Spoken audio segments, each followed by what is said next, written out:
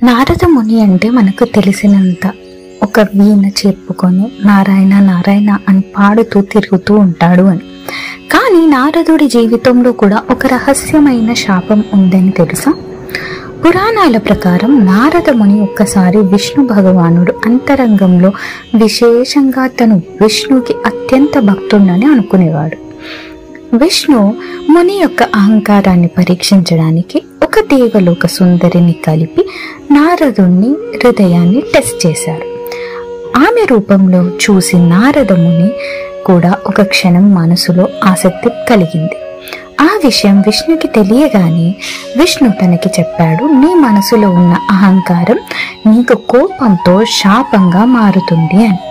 అప్పుడు నారద ముని క్రోధంతో విష్ణుని శపించాడు, నువ్వు కూడా భూలోకంలో మానవ రూపం తీసుకుని స్త్రీ సంబంధంలో కష్టాలు అనుభవించాలి అని.